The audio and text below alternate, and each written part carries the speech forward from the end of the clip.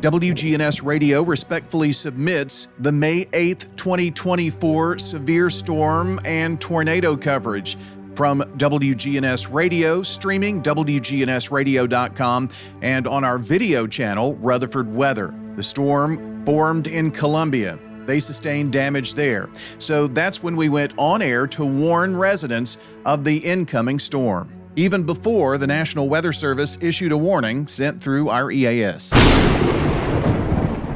We're going to actually take this through the county. As we take a look at radar, we're going to time out this storm from the rotation. We're going to take it through Rutherford County here. You can actually see in Don Murray's shot some clearing, so keep an eye here just below where you can see me in the circle. Time to get an update from weatherology meteorologist Ray Miller, as this storm is right on the door of Eagleville there, Ray. It is, and the strongest circulation indicated on radar just south of Eagleville, right over Holt's Corner. But it is close enough that if you're in Eagleville, you need to be in your tornado shelter at this point. Again, this very dangerous storm has a history of producing tornado touchdowns. The Weather Service still saying the tornado is on the ground at this point, and we are still seeing that indication of debris on radar. It's not quite as strong a signature in terms of the debris as it was before, but everything else that we're seeing on radar still strongly indicating a tornado with this storm. Now, right on the Rutherford County line, I'd put the most likely location for the tornado about 2 miles south of Eagleville, more southwest of Eagleville. And if this holds together, the new track that it's taken just a little bit of a right-hand turn since we last spoke, so a little bit more of an easterly track now. That would eventually take it south of Murfreesboro. I'm a little less concerned for the city now than I was a few minutes ago with the way this was tracking. Now, as the storm has been rotating, it's taken just a slight jog to the east, so that keeps roughly the southwestern quarter of Rutherford County in the danger area for this storm. From overall on down to the south, I'm a little more concerned for the Christiana area now. That would be our next community in the path after we get through Eagleville and Rover, if it maintains this somewhat more easterly track. The rotation that we're seeing on radar with our Doppler radar display here this evening, still a very strong tornado signature. And when we look just at the precipitation, we can see that classic hook echo where the rain and hail are being pulled around the circulation in the thunderstorm. Just a textbook tornadic supercell here this evening, supercell thunderstorm moving into southwestern portions of Rutherford County, one of the more significant tornado signatures I've seen on radar in this part of the country in quite some time. And I've been doing this a while, folks, so that's saying something. The storm did cause damage in the Eagleville area, but that was deemed to be from straight-line winds. The storm would continue to cause damage. We remain on the air reporting on it, street-level reporting, and then around 6:43, the National Weather Service reports a tornado sighting, and our severe weather coverage continues. 70-mile-per-hour winds and hail south Murfreesboro and the Christiana area. Weatherology meteorologist Ray Miller joining here, and Ray, this storm continues to tighten up down here near Christiana. It is, again, showing that signs of increased circulation. We were concerned that that might be the case, and it has indeed started to spin up once again right around Christiana and continuing to track to the east-northeast at about 25 to 30 miles an hour. So, again, just like we've been talking about, roughly the southern third of Rutherford County, and I'd say now, call it roughly the southeastern quarter of the county. You need to be in your tornado shelter. We could have a tornado produced at any time. And one additional factor now is that the way this storm has evolved, if there is a tornado there in that area of circulation, it's likely obscured by rain and hail and very difficult for the spotters or anyone else to see at this point.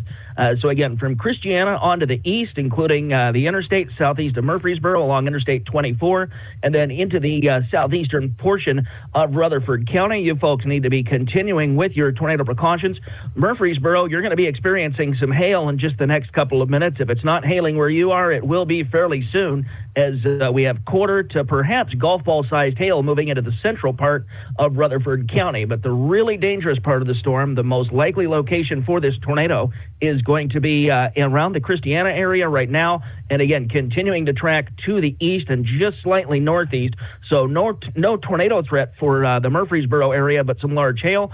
The likely track of the tornado southeast of town across the southeast corner of the county through the next 15 to 20 minutes. Ray, I just got a report here from a media viewer who reported seeing a funnel cloud east of 231 at 269 Highway in Christiana. So this is definitely the area that we've been looking at. And even if there's not a tornado on the ground, we're going to get some damaging winds. Had reports of 70-mile-per-hour winds and at least pea-size hail in Christiana as well. Yeah, that's often the case with this storm. We talked about that rear flank downdraft during our last update. And when you have a downdraft wind of any kind, is going to be a very strong straight line wind. What happens is that downdraft pushes forward into the warm air and spawns a new tornadic circulation, but it also can do some wind damage over a fairly wide swath just on its own. And that's likely what triggered that 70-mile-an-hour wind report. I'm seeing that on my screen as well. And I wouldn't be a bit surprised if we had a fairly large area of 70 to perhaps 75-mile-an-hour winds in the Christiana area and again on to the east. Notwithstanding the tornado threat, even if we do just have a funnel cloud that's not touching the ground, this downdraft that's being pulled around the storm is so strong that 70-mile-an-hour winds look like a pretty high likelihood moving into the southeastern corner of Rutherford County.